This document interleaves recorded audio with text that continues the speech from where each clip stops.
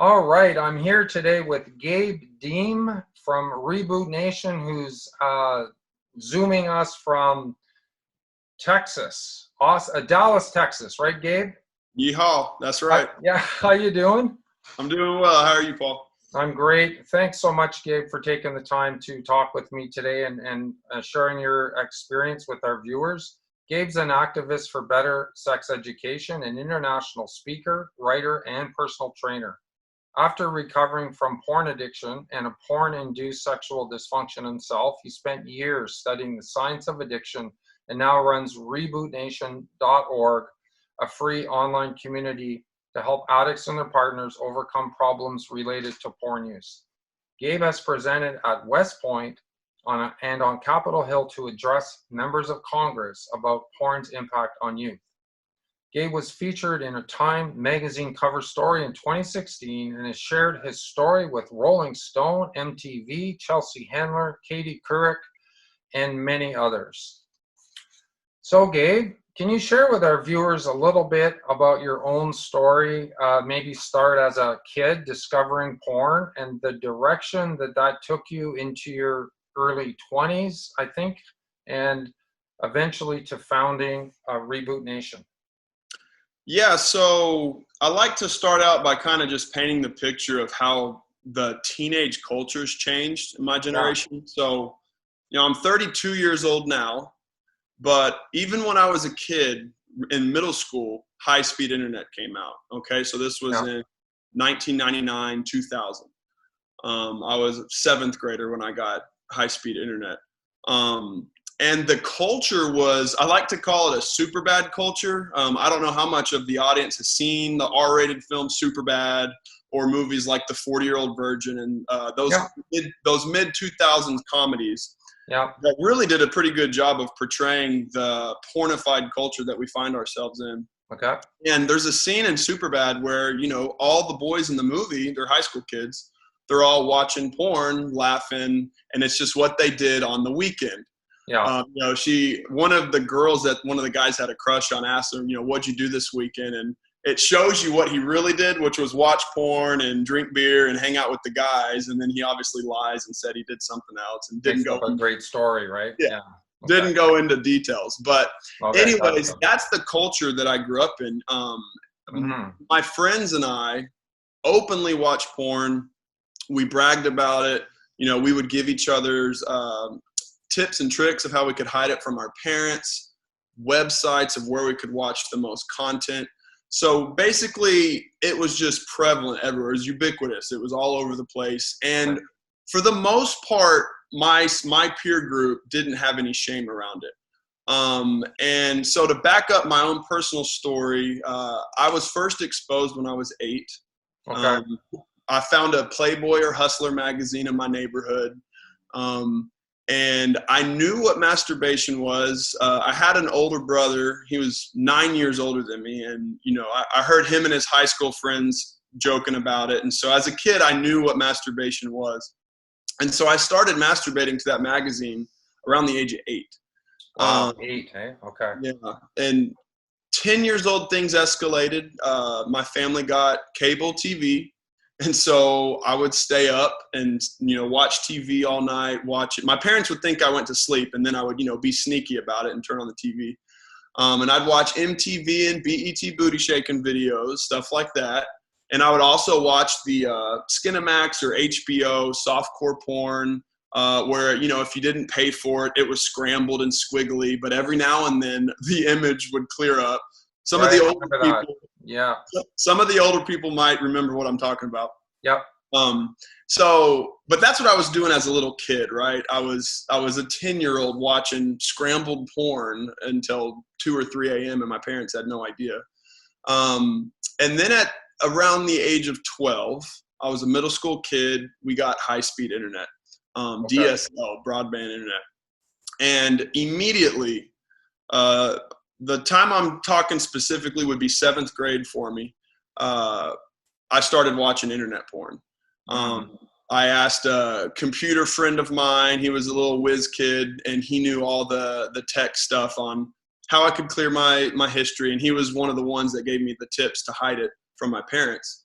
And, at first it started off with like peer-to-peer file sharing sites like LimeWire and Kazaa and Napster and stuff like that, where you could download, you could click and download 10 videos at a time. And what I did, I would stop them at 99% because I thought then it wouldn't save to my computer so my parents would never see what I downloaded. So I would pause the download right before it ended, and you could see the whole video, and then the only thing you weren't able to watch is the exit, the credits at the end of the porno. Right. Who cares So about the credits anyway? Do what? Who cares about the credits anyway, right? Yeah, no kids watching it to see who produced it. That's for sure. Mm-hmm. And so that was middle school, and there was times where I'd go over to my friend's house and we would download it together and we would laugh about it, and it was very common. And like I said, there wasn't a culture of shame around it in my specific peer group. I know that's not everybody's story. But our pursuit was more out of hedonism. It was more a pursuit of pleasure. And there's one other thing I should say is I was also, when I would stay up watching TV, I'd watch this TV show called The Sunday Night Sex Show, and it was with this lady named Sue Johansson. Yes, Sex with Sue or whatever. Yes. I remember her. Yeah, she was a German lady or something. She had an accent. I remember that. Yes, yeah, she was. I think it started. Yeah, it was a Canadian TV show that they imported into America. Oh, great! We could export something great for you down there in the States. You're welcome. Yeah, and hockey and Sex for Sue. There you go. Hey, around the same time, this is just a side note, but that's like around the same time the Dallas Stars won the Stanley Cup. But that's neither here. They did win the Stanley Cup. They did, yeah. So that was like the same year they won the Stanley Cup. I was watching, good old Sue Johansson. I wonder how many Canadian players they had, Gabe, on the team, eh? Oh, we won't go there. Okay. So you get the idea. It was some of the stuff Sue would say was, she presented herself sex positive, so she would, sometimes advise people to watch porn together to spice up the bedroom. Yeah, quite explicit. Like I remember her not like it's necessarily vulgar terminology or anything, but quite explicit in her language is one thing I remember from her, right? Yeah, what made that show successful was her frankness and her humor. She would just tell it how it is, and she had a funny way. She had a real personable way of talking about really, embarrassing. Yeah, exactly. So going into high school, things just continued. I became sexually active at 14, and that was when the battle of my libido began. My drive to watch porn and my drive to pursue whoever I was dating. And through high school and into college, I did both. I watched porn. I was sexually active, but into my early 20s, and I didn't know porn was having a negative impact on me in my high school career. Well, that's what I'm wondering if I could jump in for a sec. Yeah. So your perception, so young teen, your perception is, hey, it's normal, it's fun, like, haha, look at this, that's funny. Nothing. It didn't enter your mind that there was anything wrong with that, and it probably never entered your mind that you had an addiction to it, because I know I used porn for 25 years, and it never entered my mind once I'm addicted to pornography, which really blows me away when I think about it now, but it just wasn't a thing. I thought addicts were some, a skid in the ditch with a needle sticking out of their arm, or, that's what an addict was, and I wasn't that. I was a, clean cut young guy like you, just living life, right? Yeah. When I was a kid, and in your depths of addiction too, at that time, behavioral addiction wasn't, well known. Right. Even gambling addiction, yes, it started to come onto the scene, and a lot of people learned about it and acknowledged it as a real addiction, but it wasn't common sense, I guess, at that point. So I also never considered myself addicted. In retrospect, I can clearly see that I was addicted, and I was turning down real life sexual opportunities. I was losing motivation for things that I was once interested in, and I was continuing to use despite negative consequences. Right. But as far as the morality of it goes, yes, I did talk to my parents about it. You know, Good. yeah, and we can get into that too. They didn't really hammer down their moral opinions on it. They did actually approach it very basically from an objectifying standpoint. I remember them saying, you know, it objectifies the people and they're treated poorly. So it just kind of a surface level, hey, this isn't healthy for relationships. Mm-hmm. Obviously, they had no neuroscience at hand. They had no addiction knowledge. That's no fault of their own. It wasn't out yet. So I did get a very basic level of that. And but me personally, and the way I viewed porn, I viewed it as awesome, fun, cool, and sex positive from a health perspective at the time. Right. Now looking back, I can see, and I haven't finished my story, but I did find out it was sex negative for me, because that battle that I was describing came to an end when I was 23. I went to have sex with a beautiful girl I was extremely attracted to and in love with, and my body couldn't respond. I could not get an erection, no matter what we tried to do. And even though I found her drop dead gorgeous. Okay. And this was the first time that happened. Yeah, that was when I was 23. So it's like putting the keys in the ignition, turning it. The car has never not started, and it's going. Yeah. So I didn't know what was wrong. You had no idea that you weren't at all thinking porn is okay. Interesting. Yeah. So, you know, I laid in bed and cried myself to sleep that night. You know, I literally. Yeah. Oh, okay. So you were really wrecked by this. Oh yeah, it was one of the worst nights of my life. You know, I had think about this. You know, I talked to this girl for, you know, over a year, and you know, you go on a date with someone you've been pursuing for a year, and we had a nice night out on the town in Dallas and had a hotel room and all that. And then, you know, you think this is the moment, and then you just completely fail. And then you start questioning, what in the world? Like, I know she's attractive. I know I have feelings for her, but my body's not working. Yeah. And so it was confusing, and I was frustrated. And so the tears were frustration tears. Okay. And so how did she respond? She thought, you know, we didn't talk about it. It was kind of a let's go to sleep thing. Oh. And so, yeah. And so it wasn't until much later we talked about it. Okay.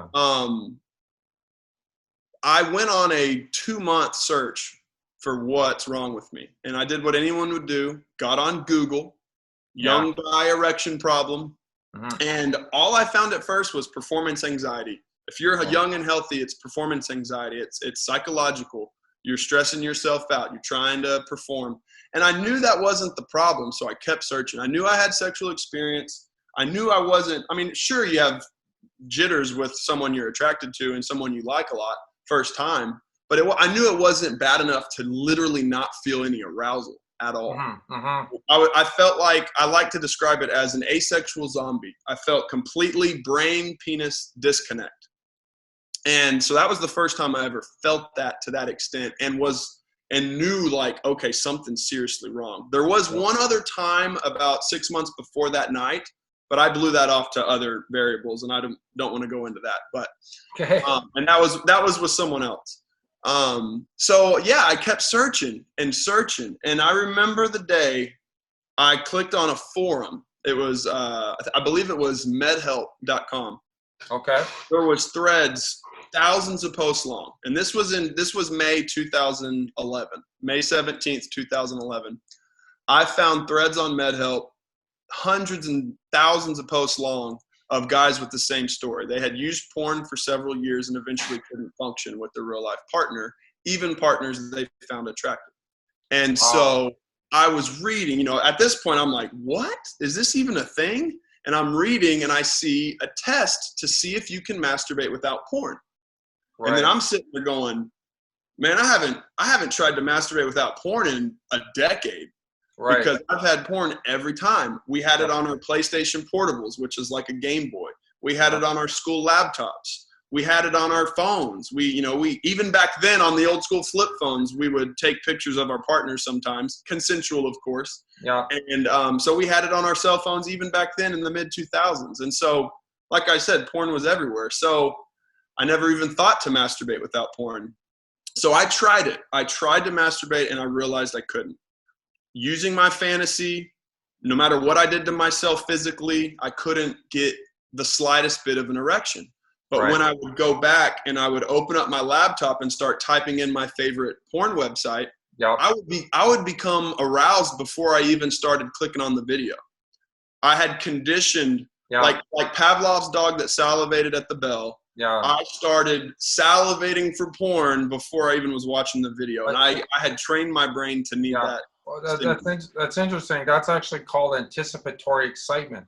Yep. And I just learned this last year, but in that whole cycle, because, I tell my clients, like every time you use porn, it's about the same 5 or 6 steps every time. Like you go through them. But the dopamine level is the highest at the anticipatory excitement, not when you've actually pulled the porn out. And that's very interesting. I didn't actually realize that, but that's why you're already aroused before you've even pulled the images up, right? Interesting. Yeah, and in my case, I would consider what I had severe porn-induced ED, to where that would fade quickly, right? I would get aroused off the jump, but then it would fade quickly. Okay. So once I got going, it would drop, and I would need to click, and then I would need to click, and I had to. I was conditioned at my worst point to compilation videos, where every 2 seconds the image would change to a super stimulating part of a different porn video. Right. So in just a couple minutes, I could see 1,000 models doing 100 different crazy acts, 100 different genres. Right. In just a couple minutes. So the level of stimulation, you mentioned dopamine, the level of stimulation is just unheard of that you can get with internet porn. And that's what people have termed it a supernormal stimulus. Yeah. It's more stimulating from a novelty, shock, and surprise perspective than anything available in human history. And that's what really separates today's porn from Playboy magazines and VHS tapes. Because, as soon as you turn the pages of a magazine, as soon as you're done, the novelty's over till next month's issue comes out. But with internet porn, you can have 6 tabs open, playing 600 different videos technically. And there's no end to the amount of novel content that you can find. So you can edge and you can keep arousal high for long periods of time. Yeah. Well, I was just speaking with a client today, and we just did a little bit of math. And if he's watched porn every day for 5 years and seen 30 different images every time, I think it was 75,000. So you could do 365 times 5 times 30, whatever that number is. Yeah. And 30 images in one session is probably on the low end, right? Oh, yeah. So what you're describing for yourself is in the hundreds of, I'm guessing hundreds of thousands of different images. And it sounds like you just reached the point where there was literally almost nothing you could do to get those neurons to reuptake any more dopamine in your brain. They become so desensitized. And I wired in shock and surprise also with that. So I needed surprising content. Well, I want to get into that a little bit. I know in one of your other talks on YouTube, and for my viewers, Gabe's got some great presentations. You can YouTube him, and some of his talks that he's given are on there. But you mentioned watching every genre of porn by grade 12. So this would be every genre as of like mid-90s, right? Yeah, 2003. Yeah. So that would probably include things like, correct me if I'm wrong, but rape porn, torture porn, teen porn, child porn, bestiality, gangbangs, incest porn, that kind of thing. So the one thing in that list, I'd seen all of that. I don't think I ever saw legit child porn. Right. And I don't know for sure if I saw real rape. I did see simulated rape videos. Yeah. I remember a time in high school, a buddy showed me bestiality. And yeah, every other genre, absolutely yes. But a lot of it's mimicked in acting. So, yeah. and that's the sad part is, and there's a whole campaign going on called Trafficking Hub. Yeah.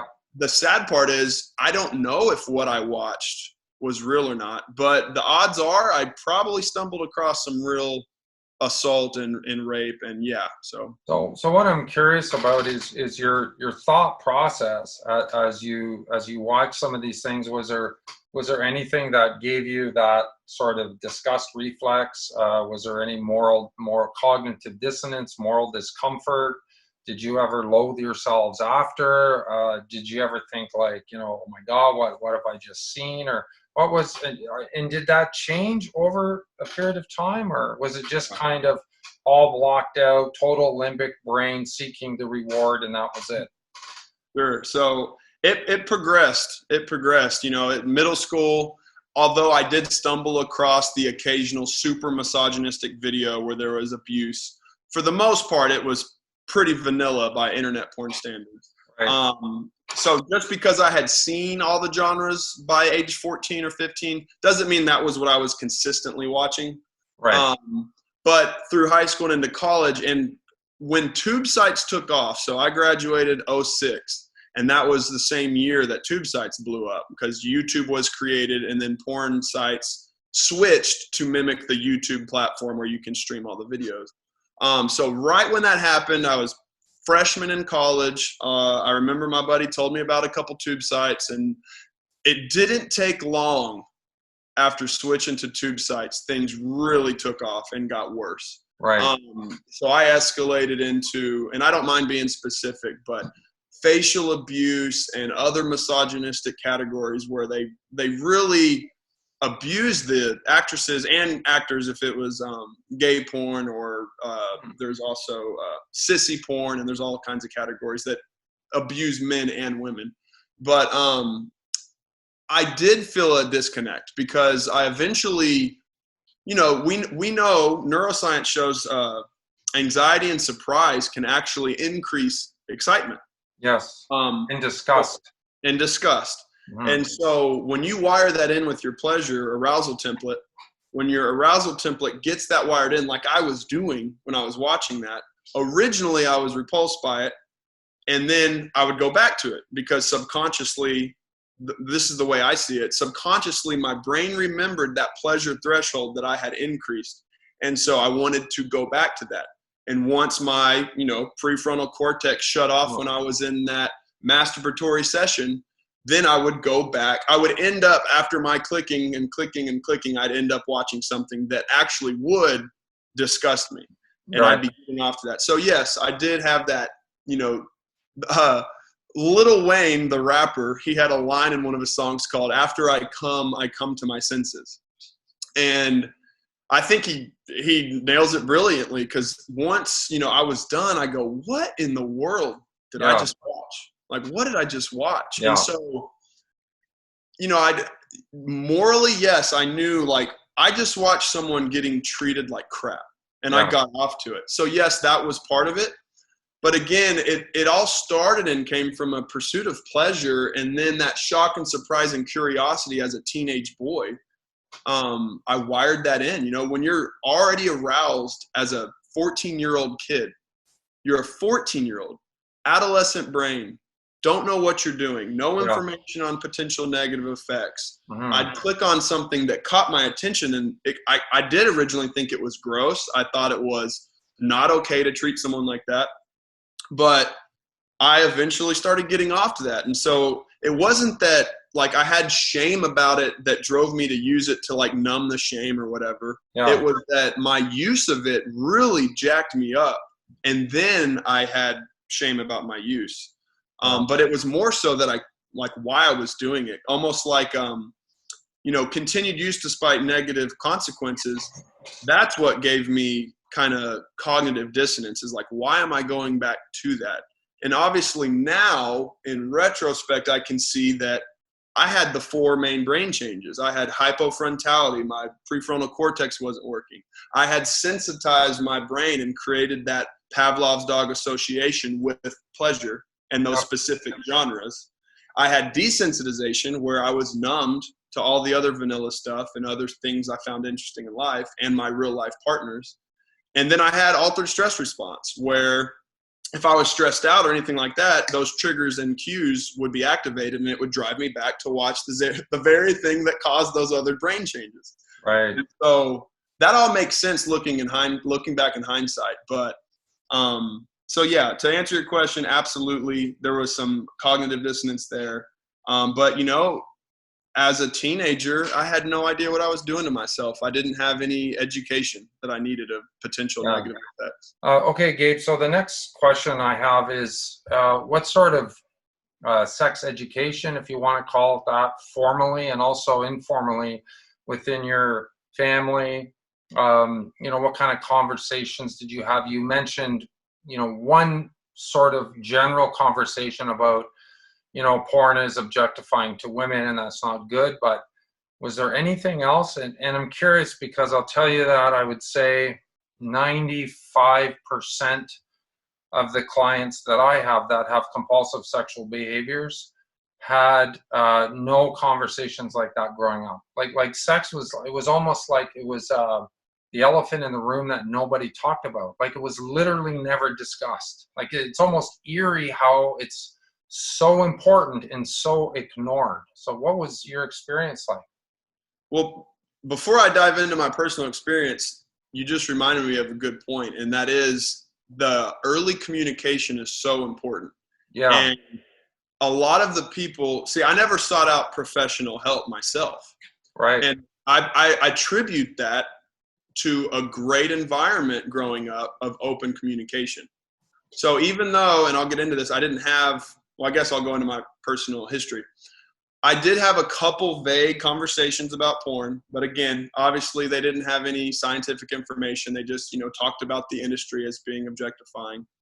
And my dad had a brief conversation with me about masturbation, what it was. And this is a funny story. I remember he waited too long. He waited too long to have the talk. I believe I was around 11, maybe 12. Okay. He told me, he tried to have the masturbation talk with me, and I started laughing. I had just masturbated before he tried to have the talk with me about what masturbation was. Oh, I feel bad for your dad. So he's like 4 years too late, right? Yeah, he was literally several years too late. So that's just, to give anyone listening, idea of when you should start. I always say earlier the better, obviously age appropriate ways, but back into my sex education. So I didn't have anything outside of that. I did grow up in an environment where healthy communication, you could talk about anything. I have amazing parents that loved on me, encouraged me. I was very fortunate for the support system that I had grown up. And my friends, I could say the same thing. We always were open. And that was a positive of the no shame environment, was that we would talk about anything. So as far as formal education goes, I just had the freshman year health class. Okay. We watch a video of a woman giving birth that traumatizes everyone. And everyone's like, they know those in class? Oh man. Yes, it was, like crowning and everything, and everyone's going, whoa. And then, all the kids that are sexually active start, begging the older kids for condoms, like, oh gosh, I don't want that to happen. So that's all I had was just, but that, again, that didn't talk about porn at all. It was just physiology of how the body works, sperm, vagina, penis, basic stuff. And that's it. All my other sex education was from the TV that I watched, the Sunday night sex show, Sue Johansson. It was from music videos in the rap industry, and it was from the porn industry. And as we know, that's not the best place to get your sex education from. So my views on sex were shaped by the porn and rap industry, the hip hop industry. And yeah. So it's probably safe to say that, you know, in 2020, there's millions of Gabe Deems out there, right? Millions of guys in your shoes. If you were 16 and the older version of you came into the school and talked to them, would it have made a difference? I think it would have. There was one conversation I had with a group of guys I considered cool. I think I was 8th grade. They told me, you know, they said it gets worse.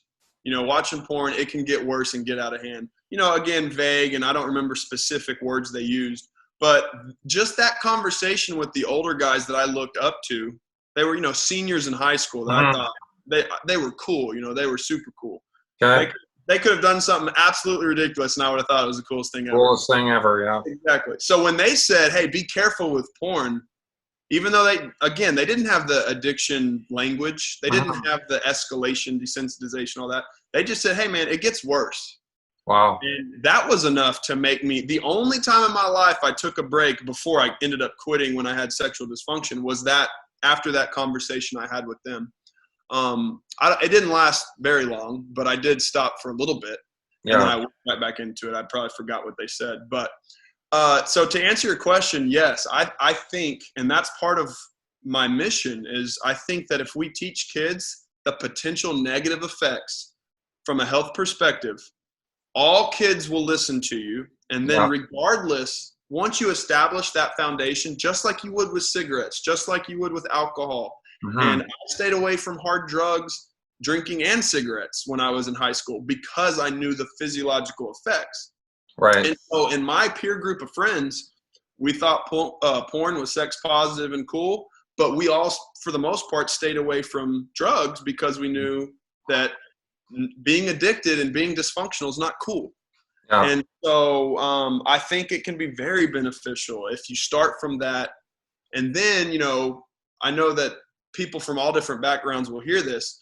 Regardless if you want to insert personal faith or personal moral opinions or whatever, if you get that foundation laid from this could be potentially unhealthy and addictive and screw you up, I don't care who the kid is or teenager, they're going to be listening to you because they'll know that you're not coming at it from a judgmental place. You're coming at it from, I want the best for you, and I'm just giving you advice. And from a health perspective, you're going to have their attention. And I haven't seen that not be the case in any youth group I've talked at, any football team where it's a bunch of cool jock athlete guys. Wow. They always listen when you start from a health perspective. Yeah. And, you know, they're going to think what they're going to think about morality, but they can't argue with neuroscience. They can't argue with physiology. Well, in a sense, the morality, and I don't want people to take this the wrong way, but the morality is irrelevant because when you're in an altered state, the limbic brain overrides your prefrontal cortex. So because often, and partners, mostly wives, are like, how can he watch that kind of porn? And I'm like, you know, what you have to understand is that in a normal, non-hyperstimulated state, this man is going to say to you that I agree that there's certain things that are morally wrong, and I don't want to, you know, pursue those or engage in those things. But this is going to sound like I'm trying to make an excuse, and I'm really not. But when you're in that altered state, like that bubble or that fog that I call it, like it's that part of your brain shuts off, or it's like, I say it's like the transmission just goes in neutral, you know, and the pedal's all the way to the floor, revving, you're redlining, but the transmission's in neutral, and you're just burning dopamine at that point, right? But I like to say engaged. I like to say explanations aren't excuses, you know. Yeah, no, that's crime often has an explanation for why you commit a crime, right? But that doesn't excuse the bad behavior and the guilt of committing a crime. So yeah. Well, and I like that you focus on the brain chemistry and the biology. Like, there's many nuances to this discussion and this conversation. There's you know, you'll hear certain feminists like Gail Dines, who has tremendous stuff, you know, and she looks at it from an inequality and an exploitation of women perspective. Other people that yourself, Gary Wilson, Your Brain on Porn, it's all about the neuroscience behind it. People that tend to come from a counseling perspective about the relational impact. And you know, so I think it's important to talk to that on different levels. And actually, so I want to switch gears now, kind of away from the biology of it to the maybe sociological effects is the best way. Like, how did consuming thousands and thousands of hours of often, not always, but often misogynistic and violent, degrading pornography affect your attitudes or beliefs toward women and sex and relationships? Like, and now that you've, you know, have years of hindsight, what can you say now looking back on that? Yeah. I think what porn's doing now, not just to me and just to culture in general, it's definitely leading to increased objectification. And where young people aren't exploring their own sexuality, they're downloading sexuality into their arousal template. So they're learning porn scripts. And you mentioned Gail Dine; she has some great stuff on this, where, you know, it's impacting the entire teenage relationship dynamic. You know, there's just. Can you expand on that a bit? Do what? No, can you just expand on what you just said? That's important there. Yeah, so I mean, you have the sexual conditioning aspect of it, and to be frank, it's the teenagers engaging in rough anal sex, it's choking and slapping, and stuff that, again, not to pathologize any behavior, but it is clear and, in my opinion, irrefutable to say that the increase in rates that is happening among young people is a direct causal effect from the internet porn that they're watching. And the documentary Our Kids Online, which we were discussing right before this chat, Robin Zerine movie, they, you know, there's a scene in the Our Kids Online documentary where they're talking to the young people. Where'd you learn? Oh, that was brutal, man. I was just like, when I was hearing that, it got me right there. It hit so hard because it's so spot on. They say, "Where did you learn this from?" And they're laughing and they go, "Laughing, yeah." Pornhub, of course. Yeah. They're laughing at, you know, that's a dumb question. Of course we learned it from porn. Yeah. And so that's so powerful because it's the truth. My friends and I in high school, the things we would, you know, try and get our partners to do were stuff that we downloaded into our arousal template from porn. It wasn't our grandpas doing that. You know, our grandpas were happy to see a lady's ankle. You know, there's literally, like, old movies, you can see them go woo when, like, you see their calf muscle. And then you have our generation where as Superbad, again, to reference that movie, one of the guys goes, "Nah, I don't really want to watch that point because it doesn't show insertion." He says it more explicitly than that, but you have a teenage boy in the 2000, you know, mainstream movie saying that porn site doesn't do it for me because it's just a naked woman. It's like he wants more. And, like, 50 years ago, you would never have heard a teenage boy say that. No. So that's one aspect of it, is the sexual conditioning. And then I think you have the relationship dynamic is increased manipulation and coercion. Now, I myself, I didn't even know what those words meant when I was a teenager. But looking back, I can see, wow, you know, my friends and I were trying to manipulate our partners to do things. Never forced. I'm not going to say I didn't know it, but I actually used coercion wrong one time because I know that implies like a threat. But it's undeniable that there was a level of manipulation going on, and there is manipulation going on in teenage relationships. Right. The guys can only get off to one thing, and the girls feel like that's what they have to do to compete. Right. And so you have the social impact of peer pressure, manipulation. In my presentation, I often talk about this one study.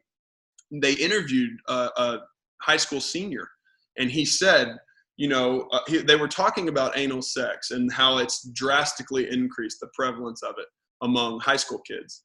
And he said, sometimes the girls don't want to do it, and so they don't relax, and then they get hurt. And if you really pick his quote apart, which I do in one of my presentations, I think it's called Porn is a Public Health Issue. If you really examine what he says, he just openly admits that guys are manipulating and coercing girls to do things that they've seen in porn. Yeah, I was just thinking, like, she doesn't want to do it, and then and so she doesn't relax, and then the very next thing is, and she did it anyway and got hurt. Exactly, so, and that quote is in a peer-reviewed study. Mm-hmm. I can't think of the name of it, but if anyone's interested, shoot me a message or email. Yeah. But yeah, so I mean, the research is there. Sociologists have looked at this, and the only people that are denying it have either direct ties or are friendly with the porn industry. Everyone else with common sense and knows the scientific literature knows that, wow, this is completely changing an entire generation's sexuality. Yeah. Share some stories, Gabe, with the, what led you to start Reboot Nation. And I heard in one of your talks about getting a lot of email. I don't know if you had set up a website by this point or were speaking out about it, but you were starting to somehow correspond with different guys that were struggling with this and getting emails and like 14-year-old guy, 15-year-old guys, suicidal, just despairing and at their wits' end because they felt so trapped in this. And I think at some point, like when I'm listening to your origin story, at some point something gripped your heart and your heart went out to these guys and you decided, that this is going to be part of your life message. I don't know what else you do in your life, but I know this is a fairly big part of it, right? So how did that all sort of come about? Well, I attribute me wanting to share my story publicly of sexual dysfunction, which is the last thing you would expect. Yeah. I don't want to talk openly about, to two things. The first one is misinformation and what's been dubbed agnotology, the creation of doubt. And that comes from the tobacco playbook and how for decades the cigarette industry published their own bogus studies and had scientists lie about their research, or if the scientists were trying to go public with how cigarettes were negatively affecting the public, they would shut down their labs and intimidate them and threaten them with lawsuits if they spoke publicly. And so the same thing was happening with the porn debate. When I was going through recovery in 2011, you mentioned him, I saw Gary Wilson. He's the owner of yourbrainonporn.com and author of I have the book sitting on my shelf right there, Your Brain on Porn. He was getting attacked on Psychology Today and other public domains and forums for simply raising awareness on the neuroscience and what young guys like myself were experiencing. And what drove him to do that was young people being suicidal. And so he was on a mission to raise awareness and help people, and I saw him getting smeared by sexologists and eventually later on down the line by agenda-driven scientists that are friendly with the porn industry. But I'm not going to go into that. What I will focus on is the other part that made me speak up, which you've already mentioned, is the hurt and pain that I was seeing on forums. So the forum that I found originally where I was like, had that light bulb moment, and I did the test to see if I could become aroused without porn. And then other forums started popping up. There was yourbrainrebalanced.com.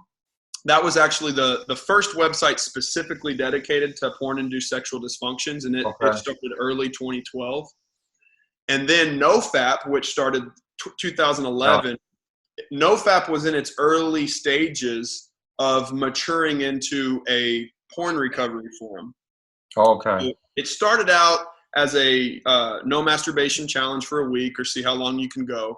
But really quickly, the young guys on NoFap realized that their problem wasn't simply masturbation. Their problem was porn.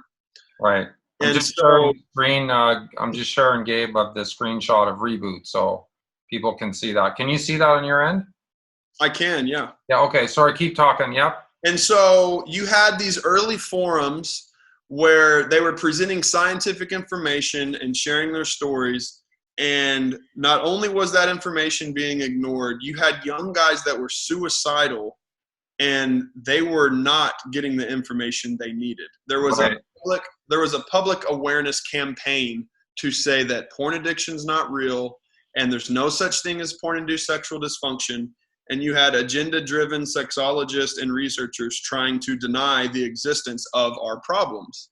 It's And so so, harmful to people that really need help, and it really infuriates me. Like it yeah. really. And so those two things combined me to reach a point where I was like, okay, I'm going to go public. I'm a passionate debater.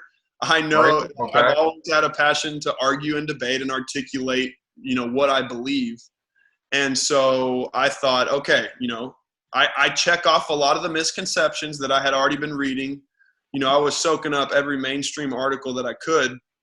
And it was always, if you're addicted to porn, then you just can't get the partner that you want, or you maybe have social anxiety and you're a loser locked in a basement, and you struggle in your real life relationships, so you turn to porn. All these other misconceptions. Or, porn's not the problem, shame's the problem. That's a popular one. And like I said earlier, shame may or may You didn't not even have any shame for years. Like you right? yeah. You didn't even have any shame, or your friends. So. And there's and another one is the religiosity factor.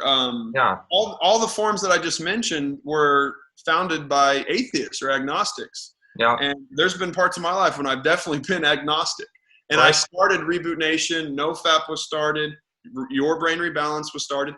Your Brain on Porn was started only for neuroscience.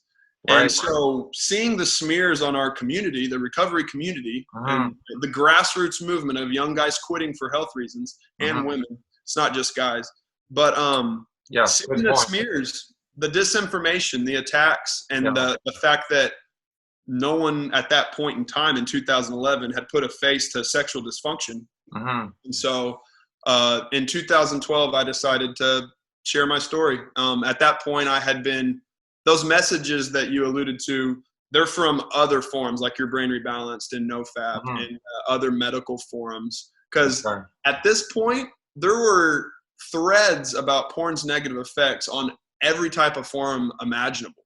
Right. Guitar forums, bodybuilding forums, sports forums. Wherever guys congregate, they were talking about porn-induced sexual dysfunction. Right. And so at that point, no one had, said, I'm going to go public. It was all pseudonyms. And I'm so thankful for the men and women that posted under pseudonyms before me, because if it wasn't for them laying out their history and how porn affected them, I might not have never known this was a problem. And Gary Wilson certainly wouldn't have known it was a problem. So, yeah. Well, and Gary talks about he was just sort of a brought up liberal, agnostic, porn, no big deal. And he just kind of wasn't like he was some kind of crusader hell-bent on, exposing porn to be evil. He just is a scientist and started doing research and talking to people. And he was like, wow, this is a legitimate addiction. It has all the biomarkers and behavioral markers of any other drug, alcohol, gambling addiction. And there are people. I was talking to Walter Meg Donovan. She's over in Sweden at Toledo. I don't know if you know her. Yeah. But she works with a guy who's done, he's working on a 500-page paper of the 40 years of research on pornography. So apparently there's been research going on for decades about this. But the whole thing is we're at a whole different level. And up here in Canada, we're a little bit behind the curve in terms of being educated about this, which is part of what motivates me to do these talks.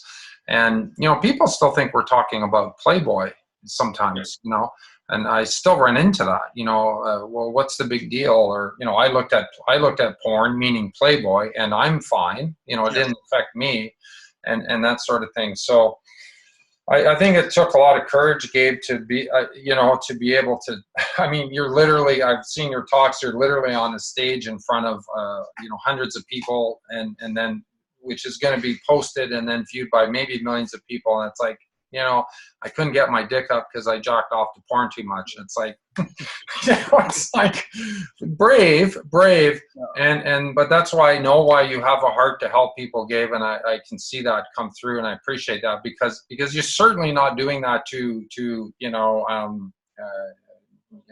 improve your image, public image or whatever. Like that's not how you start that. If that's your goal, you don't lead with that, right? This is true. But I think, and I appreciate your transparency and honesty, and I think people see this, like it just comes through and like, hey, this is my story. And this is because what you are, Gabe, is you're in some sense a representative of millions of people that are you, and they're going through this. And so I think it's great that you're like a voice for them, and in a sense, and you're speaking to their pain and you're giving them hope by your message. Like, hey, I was there and I've come through it, and this is what I learned, and this is how you can get free. And I've been 16 years since I watched porn, and I don't want to go back to it. Do you want to go back to it? Like, why would you want to go back to it? Right? Yeah. I can't think of one good reason, but it was a process, and for me to wake up to all the levels of the issues and on all the different levels was, a period of a couple years, I think, and it's still ongoing, and there's so much good research out there and so many people like yourself and others that are doing some great work on that. So it's encouraging, right? Like, I'm hopeful. I have to try to be a bit hopeful, Gabe. Are you a bit hopeful for this, or have we lost our culture? Have we lost the generation, or do you have hope? I'm a very optimistic person. I thought so.